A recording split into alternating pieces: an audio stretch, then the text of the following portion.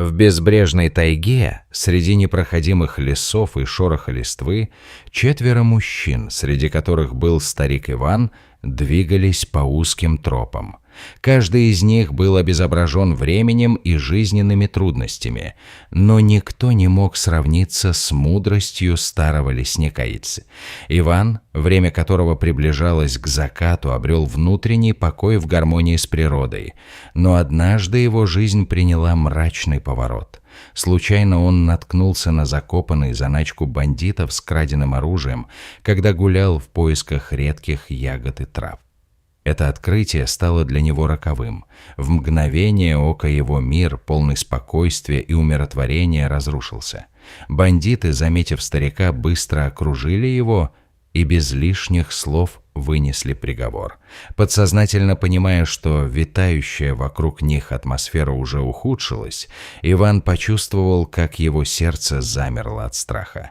Сквозь пронзительный страх и отчаяние, которое охватило его душу, старик осознал, что его дни посчитаны. Бандиты с хмурыми лицами привели его на покосившуюся поляну, на которой метали свои мутные тени, и приговорили его к смерти. Их глаза сверкали ненавистью и жадностью, когда они нашли подходящее место под обширными шумными деревьями. Здесь, среди безлюдных просторов, они начали подготавливать свою ужасную затею. Шрам, главный из бандитов, с ненасытной жестокостью заставил Ивана начать копать себе могилу.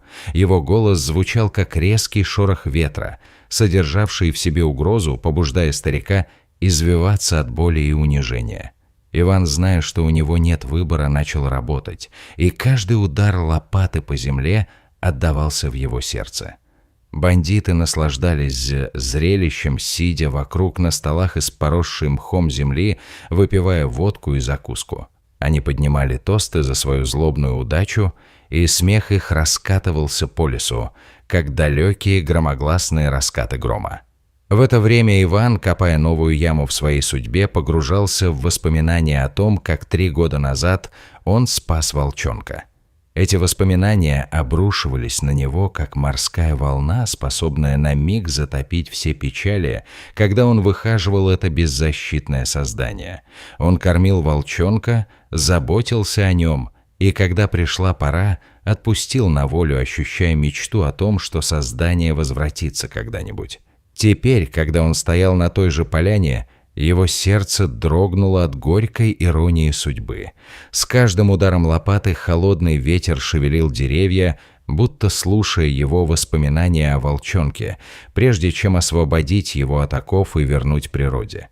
И вновь в памяти всплывали волчата, которые теперь было жарили на его старой печи.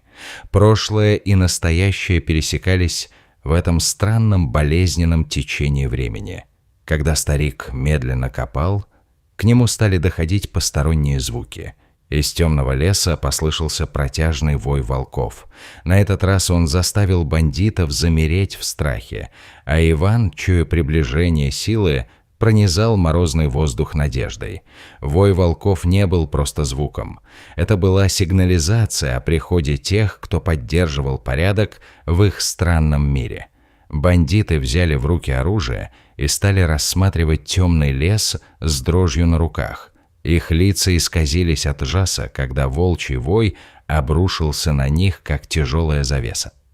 Каждый момент нарастающего напряжения превращал лес в темный зловещий шахматный мир, и бандиты готовились к возможной атаке.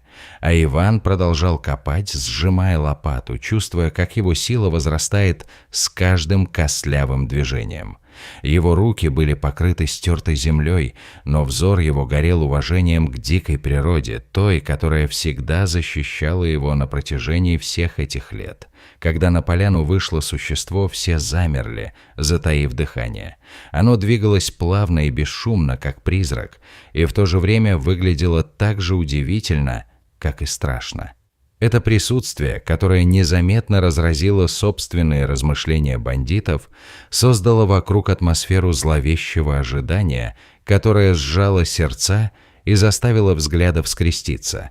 И из-за деревьев на краю поляны появился огромный, могучий серый волк, Его глаза горели, как светящиеся угли.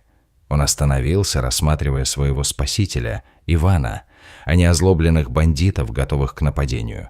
В тот миг между стариком и волком произошла невероятная встреча взглядов, полная напряженного ожидания, словно в воздухе оставались невысказанные слова, которые обе стороны ожидали произнести.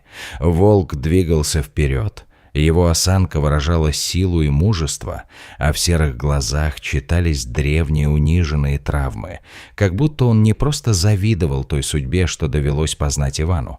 Старик, не веря своим глазам, кивнул волку, осознавая, что не одинок в этой жестокой игре. Бандиты замерли, необъяснимо охваченные страхом, когда волк перевел свой взгляд на них, угрожающе рыча, как будто бы претендуя на незаслуженную территорию. Проведение этого момента было неоспоримо, когда старик почувствовал, что силы леса пришли в его защиту, как будто первобытные духи дикой природы объединялись с его духом на поле брани. Теперь волк встал между Иваном и угрожающе настроенными бандитами, защищая старика. Шрам, страх и ненависть переполняли его, требовал стрельбы в волка, но в тот момент, когда его голос срывался, Иван, ревностно защищая свою новую союзницу, крикнул «Нет!».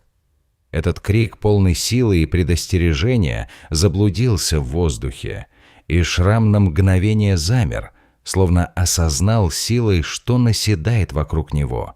Неожиданная пуля, вышедшая из ствола одного из бандитов, попала в Семена, который начал оседать на землю, оставляя за собой смятение и волнение. Неправильные действия бандитов обратились против них самих. Картинка этого момента – волк, стоящий в полной стойкости между уязвимым стариком и жестокими преступниками, стала символом силы. Этот случай, казалось, изменил динамику усилий.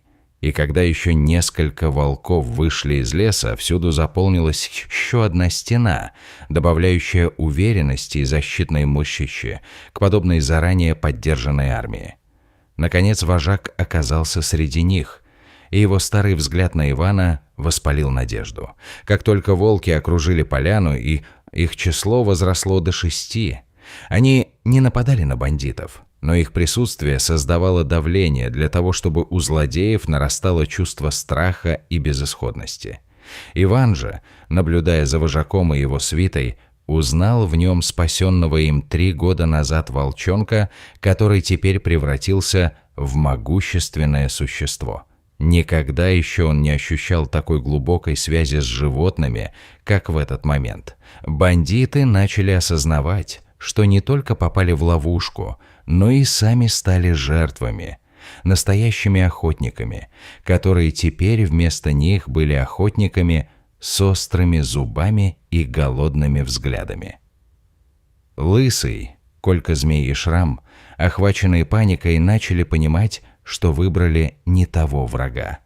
Шрам, прибегая к выпавшему к ним на дороге решению, начал стрелять в волков. Однако пули не попадали в цель, а лишь рассеялись по лесу, как эмоции из его сердца. Ситуация только ухудшалась. Когда Лысый, не в силах терпеть напряжение и страх, срывался с места, в панике искал выход, без раздумий пытаясь прорваться к дальнейшим деревьям.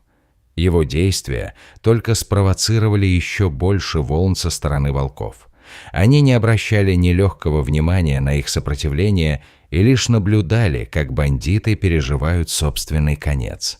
Колька-Змей, оставшийся позади, в панике случайно упал в яму, вырытую Иваном. Его тело осело с глухим стуком, заставив окружающих замереть. В этой ситуации Иван и волки остались наедине, свидетельствуя происходящему, наполненному непередаваемыми чувствами. Они смотрели, как конечная судьба Кольки-Змея сводилась к тому, что он не мог избежать своей кармической расплаты. На поляне остались только Шрам, раненый Лысый и Иван. В этот момент Шрам, осознав, что он загнан в угол, отступал к сосне, словно ожидая, что может произойти следующее. Напряжение выросло до предела, когда вожак стаи волков начал медленно приближаться к нему. Лес вокруг замер в ожидании. Напряжение сгущалось, и Иван почувствовал, как судьба вновь его покинула. Теперь, увидев свою возможность, старик подошел к Шраму с лопатой в руках и с темнотой на фоне своего лица предложил ему копать могилу для себя и своих товарищей. Каждое слово Ивана звучало как шаг на кладбище, где закончились последующие истории бандитов.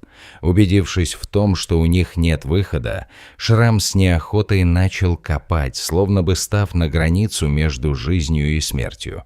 Шрам, устав от своих попыток спастись, начал с неохотой рыть свою собственную могилу, словно затмевая все свои страхи в этот краткий миг. Лысый, потерявший много крови и тепла, вскоре покинул этот мир. Текущая природа имела свои собственные правила, которые сочетались с ее жестокостью, стоящей на страже. Шрам, увидев, что не осталось времени, перетащил тела своих бандитских товарищей в яму и сам шагнул в нее по приказу Ивана, полностью осознавая, что он теперь стал частью этой жуткой подлинной истории. Постепенно могила была засыпана, а волки, видя свою силу в покое, покинули поляну. С собой они унесли дух своих собратьев, оставив Ивана одного на поляне, где тишина становилась оглушительной. Теперь он один, лишенный свидетелей и страха, выдохнул с облегчением, зная, что справедливость все же восстановлена. На могиле, которая теперь лежала на том же месте, где он был задержан, Иван поставил бутылку с патроном как символ окончательной расплаты. Этот печальный ритуал был в какой-то степени прощением, и когда он вложил в могилу кусочек своей организации, он давал лопату и уходил, чувствуя, как лес принял жертву. Порядок был восстановлен, и мир вновь наполнился гармонией, затихшими вспышками. С тех пор, как темные события данное место переместили как одно из достижений их прошлого, Иван вспомнил свои случайные встречи с вожаком, молчаливым наблюдателем за всем происходящим. Его вспоминания напоминали о том, что печаль не всегда является концом, и каждый дух в лесу понес с собой надежду и свет. Несмотря на все ужасные события, Иван испытал покой и защищенность рядом с волками. Теперь их воеводские мантии проложили к нему дороги на горизонте. На протяжении следующих недель жизнь в лесу продолжалась, однако теперь он стал как бы элементом нового ритма времени, к которому он всегда стремился. Охотники, обнаружив могильный холм и бутылку с патроном, быстро поняли, что здесь произошло что-то совершенно чудовищное. Рациональность их размышлений подтолкнула их к уму, и скоро они покинули это место, уверенные, что жуткая тайна сохранится в их сердцах. Каждый из них знал, что, наткнувшись на подобные места, лучше не возвращаться к ним. Слухи о находке распространились по деревням и с каждым днем становились все громче. Говорили о пропавших бандитах и таинственных стражах леса.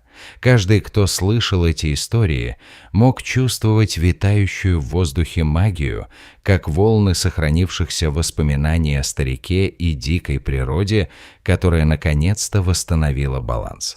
За время, когда Иван переживал зиму, он стал молчаливее, но внутри него горела сила, которую трудно было объяснить словами. Он пришел на поляну весной и обнаружил свежие следы волков в траве как подтверждение того, что он не был один. Лес, в котором он так долго жил, все еще жил, и он стал частью той эволюции, которую он так знал. Вожак волков, с которым давно завязалась его дружба, пришел снова, и его следы оставались, напоминая о взаимной связи. Это был знак, что их история становится частью древнего фольклора. Каждый вой, который раздавался из-за пределов его сознания, звучал как напоминание о его верности лесу и о том, что он никогда не будет одинок. Легенда о старике Иване и волках стала символом доброты и справедливости, и жители деревень начали видеть в волках существ с развитым интеллектом и глубокими чувствами. Каждая жизнь, к сожалению, оказавшаяся на их пути, стала ценностью, и это в первую очередь касается природы и любви, которая продолжается до настоящего времени. С годами Иван старел, но продолжал обходить свои угодья, где волки всегда следовали за ним, охраняя его. Странный мир леса, полон чудес и таинственных созданий, напоминал ему о том времени, когда он сам заботился о волчонке. Со временем здоровье его ухудшилось, и вскоре он оставил этот мир. На его могиле, оправданной мягким мхом и обрамленной древними деревьями, волки собирались поя своему защитнику реквием, напоминая о благородстве и верности. Эта история о старике и волках, которую они все знали, провозгласила о том, что существует связь между человеком и дикой природой, которая остается связующей нитью в мире. История Ивана, его благородные действия и безграничная любовь к природе стали притчей, передаваемой из уст в уста. Память о событиях живет в рассказах и песнях, где каждая строка напевно возвышалась, создавая эмоциональную паузу. Лес и его обитатели, словно вечные хранители, помнят все – и своих защитников, и потерянные жизни. Эта история о бандитах, копающих могилу, в ироничной судьбе оставила глубокий след в памяти. Она заставляла задуматься о ценности жизни и силе добра. Лишь через эту вечную границу между человеком и зверем начинали просвечиваться возможности. Теперь волки воспринимаются как хранители леса, которые, покидая его, вновь возвращаются с каждым новым сезоном. Тайга стала одушевленным пространством, где справедливость и доброта стали неотъемлемой частью быта. Дети, выросшие с этим знанием, усвоили важный урок. Нельзя причинять зло слабым и разрушать природу.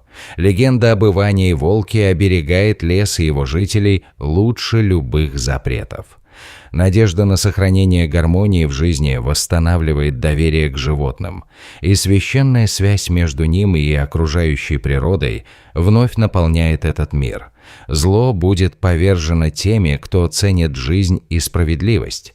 Старый лесник и серый волк были связаны узами дружбы, которые переплетались через историю веками.